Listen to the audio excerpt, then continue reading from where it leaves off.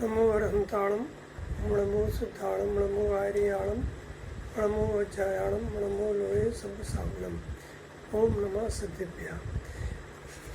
ये द्रव्यदृष्टि प्रकाश नामक प्रश्नोत्तरी ग्रंथ है जिसमें हम और आप 133 प्रश्न तक की चर्चा कर चुके थे। आज 134 नंबर के प्रश्न पर चर्चा करनी है। प्रश्न है 133 की चर्चा करनी है, 32 की हो चुकी थी। वस्तुतः तीव्र दुख कहाँ लगना चाहिए? हमें प्रतिकूल संयोगों में दुख लगता है, अनुकूल संयोगों में सुख लगता है। यही संयोग आदि वृत्ति हमें स्वभाव नहीं समझने देती है। दुख कहाँ लगना चाहिए? देखो भैया, दुख का नाम है आकुलता।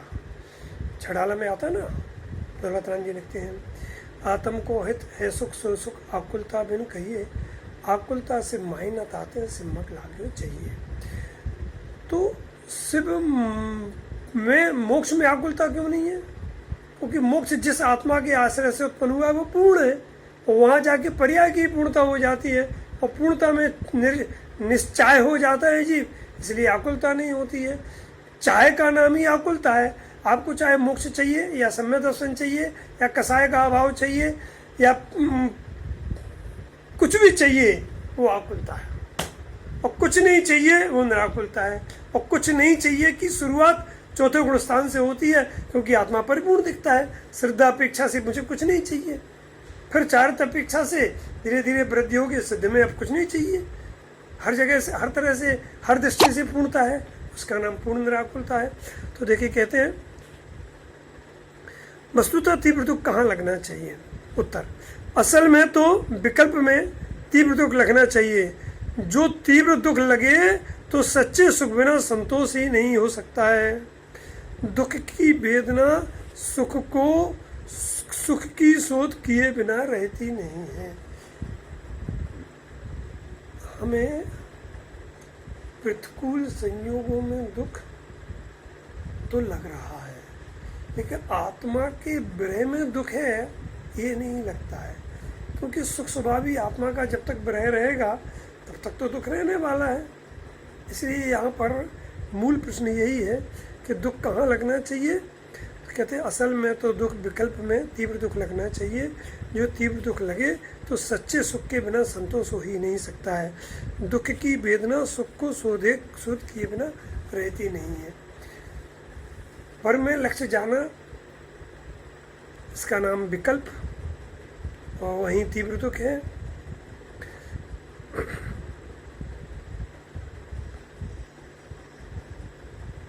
निहाल भाई जी लिखते हैं एक जगह पहले के प्रश्नों में, जैसे पानी की बूंद हो, आकाश से चले और गर्म तवे पे जाए और गर्म रेत में जाए और समुद्र में जाए। बस ऐसे ही हमारा उपयोग पाप परिणाम में जाए, पुण्य परिणाम में जाए, वो आत्मा में जाए। इतना ही अंतर समझना।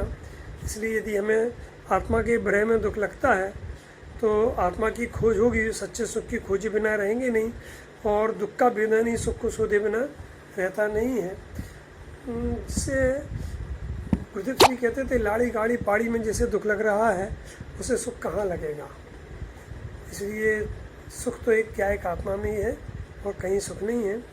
अगला प्रश्न भी ले लेते हैं, छोटा ही सा है, अच्छा है। निर्विकल्पता और विकल्पों में ज्ञानियों को कैसा कैसा अनुभव होता है? मतलब निर्विकल्पता में ज्ञानियों को कैसा लगता है और विकल्प में ज्ञानियों को कैसा लगता है? स्वयं के परिणाम को बताते हुए निर्विकल्प आनंद की तो बात क्या करें। जब विकल्प के समय अर्थात शुद्ध परिणति में सुख और शांति तो बढ़ते ही रहती है, तो फिर निर्विकल्प आनंद तो इससे भी बहुत ऊंचे दर्जे का है। उस आनंद में से छूटने से तो इतना दुख ही दुख होता है कि जैसे बर्फ में पड़ा हुआ बर्फ से छूटकर अग्नि में प्रवेश करे तब उस जैसा दुख होता है, वैसे निर्विकल्पता में से निकलने पर होता है। इसी से तो निर्विकल्प में से मैं जाने की लगनी लगी रहती है। बर्फ में से कोई व्यक्ति को निकाल के अग्नि में डाल दे, गुरुदेव श्री कहते थे जब शिखर जी की यात्रा से जमशेदपुर गए थे और टाटा की भट्टी देखी थी, तीव्र आग में कैसे लोहा पिघलता था, तो गुरुदेव श्री अक्सर उदाहरण देते हैं कि नया एक राजकुमार हो, अभी अभी शादी हुई हो, और उसके लिए जमशेदपुर की भट्टी में डाल दिया जाए, उसे जैसा दुख होता है वैसा दुख निर्विकल्पता से सविकलता में आने के लिए ज्ञानी को होता है। वही बात सोगानी जी ने यहाँ कही है। निर्विकल्प की आनंदी तो बात ही क्या करें। जब विकल्प के समय, माने ज्ञानी को विकल्प के समय अर्थात शुद्ध परिणति में भी सुख और शांति बढ़ती रहती है। क्यों? एकमात्र त्रिकाली ध्रुव को देखा है, उसकी पूर्णता को देखा है, उसका विश्वास और वेदन किया है ना, तो उसे शांति बढ़ती रहती है। एक चौकड़ी के कसाय के अभाव रूप शुद्ध परिणति क्षोभसम सम्यक दृष्टि को सतत बढ़ती रहती है। उपसम सम्यक दृष्टि वाले जीव को शुद्ध परिणति क्यों नहीं होती है कि उपसम सम्यक तो छूटते ही वह मिथ्यात्व में आ जाता है, और मिथ्यात्व के काल में तो शुद्ध परिणति का काम ही नहीं है। ये शुद्ध परिणति होती है क्षोभसम सम्यक दृष्टि जीव को।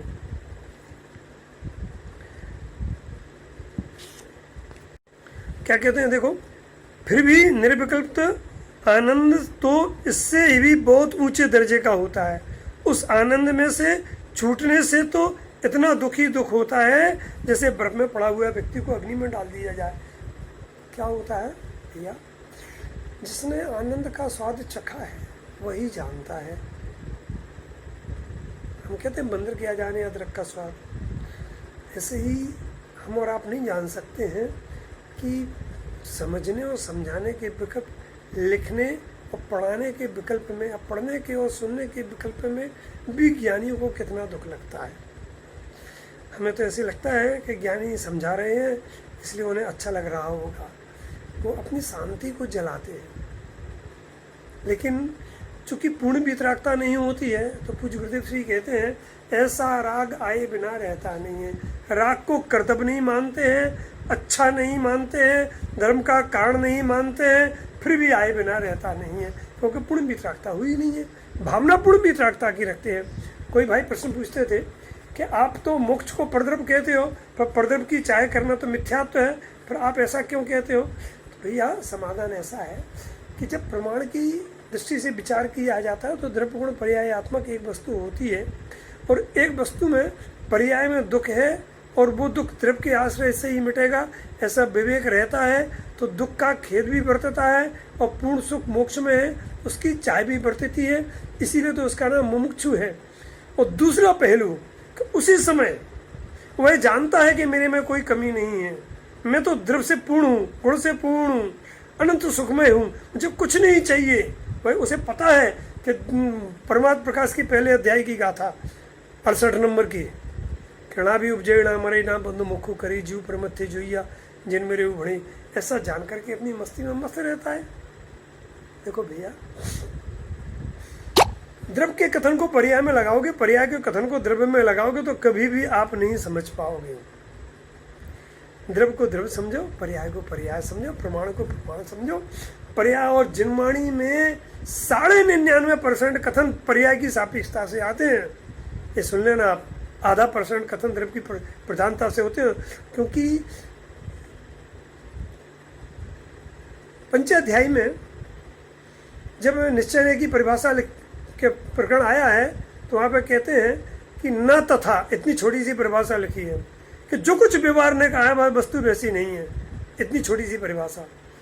और निश्चय नए का कथन तो व्यवहार ही करता है ना, क्योंकि निश्चय नए प्रतिपाद्य और व्यवहार नए प्रतिपादक है, इसलिए निश्चय नए की कथनी कम मिलेगी। ये तो कोई महान सौभाग्य है। सोगानी जी के इस ग्रंथ में निश्चय नए की प्रधानता से सारी बातें आई हैं, उसको समझ करके हम अपनी दृष्टि लाएं।